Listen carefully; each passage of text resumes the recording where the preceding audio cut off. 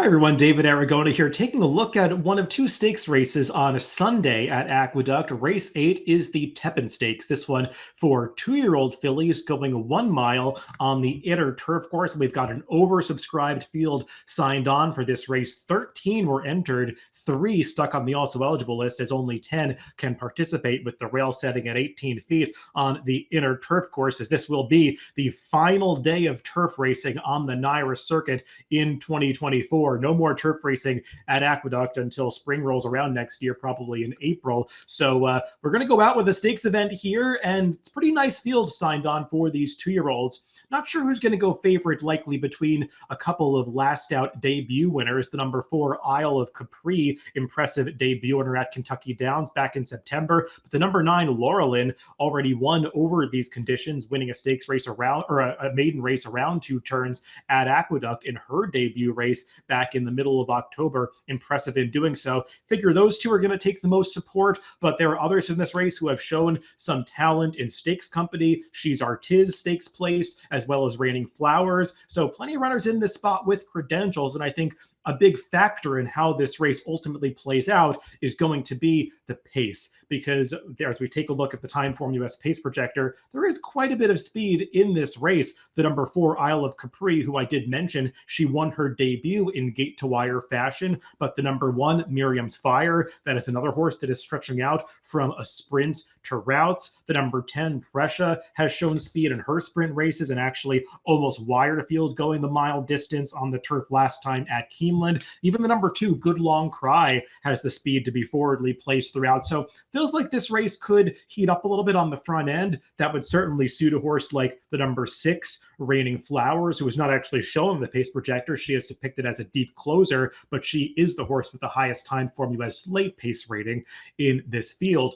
Let's go through this group in post position order, beginning with the number 1 Miriam's Fire, and she won her debut going the 6 furlong distance at Aqueduct back in the middle of September. Caused quite an upset that day, winning at 20-1 odds, just totally dismissed on the tote board despite going out for strong connections. Mike Maker and Dylan Davis on that occasion.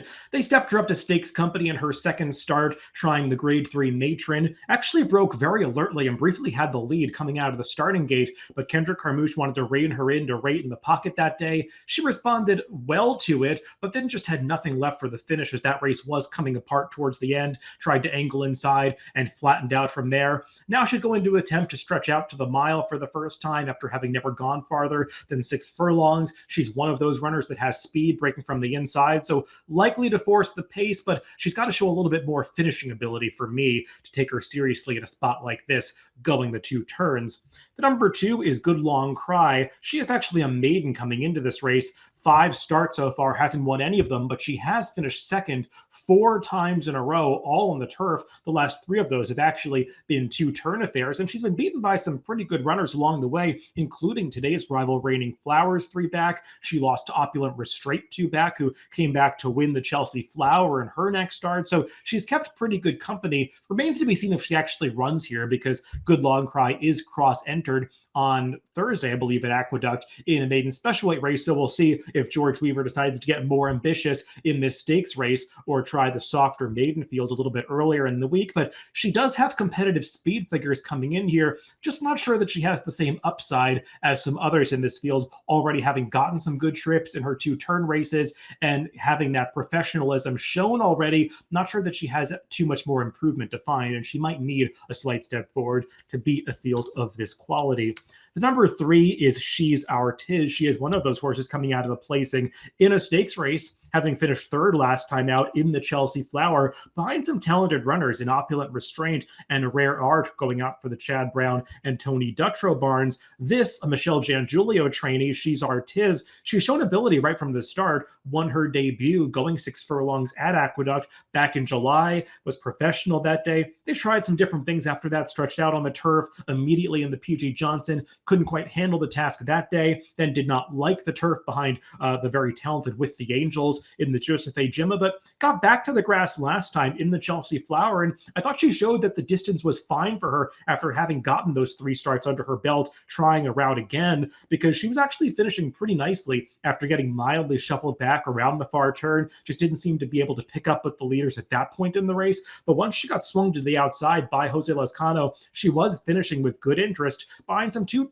talented runners. So I think She's Artiz might be a horse that is moving forward at the right time, and she figures to be a decent price in this race after having gone off at double-digit odds in each of those last 3 stakes tries.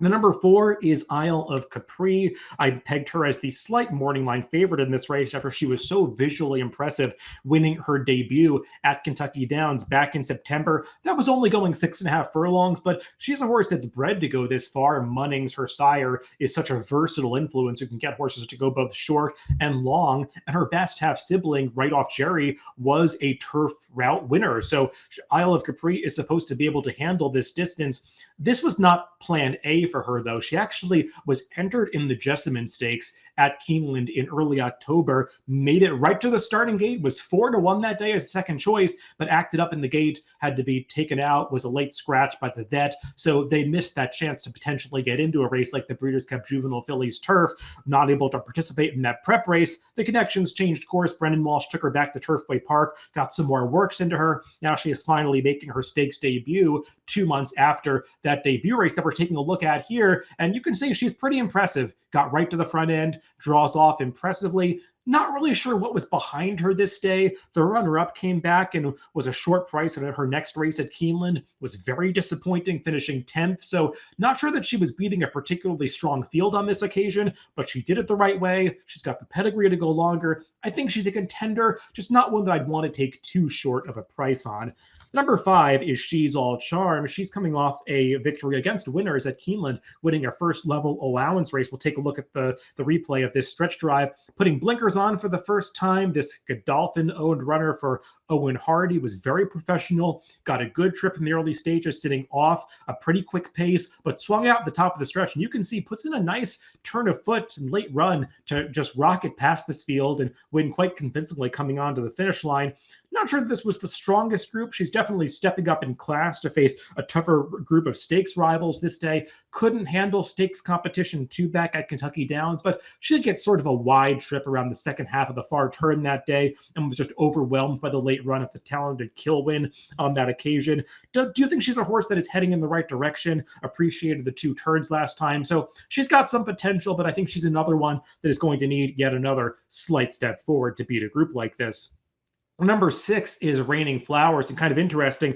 She is coming out of the other division of the same first level allowance race that She's All Charm won on October 11th at Keeneland. Both of those races were for the 2-year-old fillies, nominators of 2 a lifetime, going the mile distance. And actually, She's All Charm ran the faster final time, but I thought Raining Flowers actually put in the slightly more impressive performance because she did not get much pace to close into at all, was wide every step of the way, pushed 4 wide around the far turn, and still put in a good late run to just nail today's rival Preia on the wire. And Preia, who we'll get to, had everything her own way on the front end, setting slow fractions. And Raining Flowers was able to overcome that to get up for the victory, even though the final time was on the slow side. I think that she ran very well. Also put in a good effort too back in the PG Johnson when closing well into another slow pace behind some talented runners, including Totally Justified, who came back to finish a pretty good 7th in the Breeders' Cup Juvenile Fillies Turf a couple of weeks ago. John Ortiz is a trainer that you always have to respect when he ships to the NYRA circuit. He is a pretty remarkable 9 for 21 at NYRA. That's a 43% win rate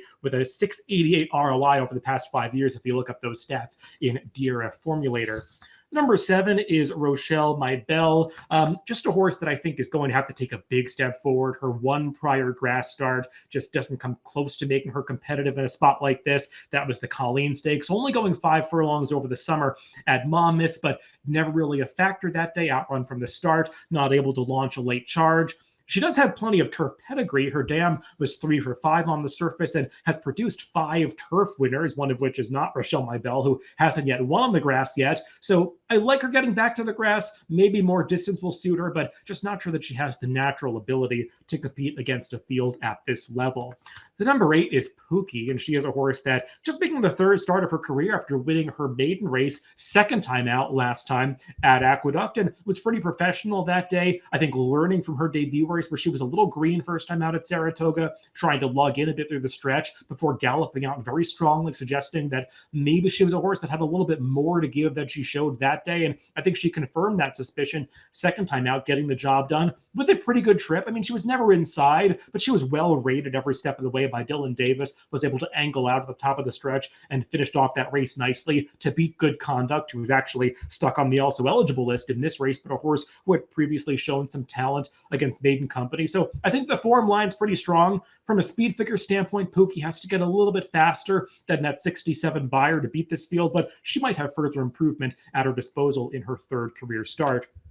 The number 9 is Laurelin. Let's take a look at this one's debut race at Aqueduct because I thought that she ran very well first time out. We're only going to show the final quarter mile of this race, and that is her ranging up on the outside to run past the leaders. But this is a replay that if you have access to Formulator or Timeform US, you want to go in there and check out the entirety of the video of her debut race because it was a pretty impressive performance. She was towards the back of the pack early, and Kendra Carmouche just rode her with so much confidence, making multiple moves within the race. First making a move around the clubhouse turn to go from 9th all the way up to 5th on the backstretch, not afraid to travel wide from there, going 3 wide all the way around the far turn, then angling out at the top of the stretch to make another move within the race to take over from the leaders at the top of the stretch. I think she ran a very professional race first time out, and she's drawn wide again here, but a horse that has shown the ability to be able to slot in and get position wherever her jockey wants to place her. So I'm not too concerned about the trip that she's going to get. Her 71 buyer that she earned first time out stacks up very well against this field, and she's going out for Graham Motion, who doesn't always have his first time starters cranked up to win on debut, especially going a route distance, so there could be further improvement for her in her second start. She strikes me as one that is very dangerous stepping up against Stakes Company here. And then rounding out the main body of the field is the number 10 Preia. I mentioned that she just lost to today's rival Raining Flowers in that last race at Keeneland on October 11th. Was a huge price that day, going off at 32-1 after having not done a whole lot of running in her prior turf start, but she took to grass much better, stretching out around the 2 turns in that most recent race. I think her trip had a lot to do with it because she was able to set very controlled, moderate fractions towards the front end and kind of stuck away from that field in upper stretch.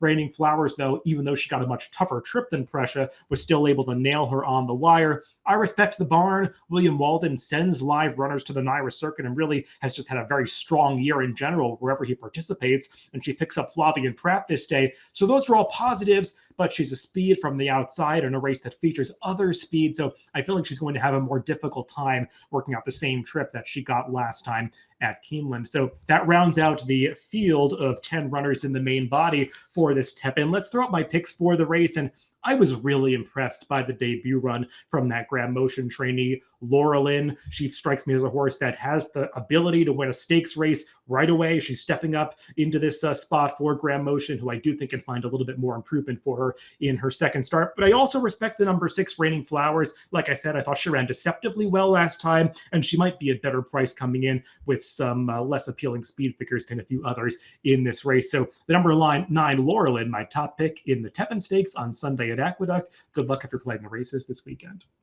If you enjoyed this video, please click the like and subscribe button below for more great DRF content, including Race of the Days, stakes previews, and lots more. You can find it right here.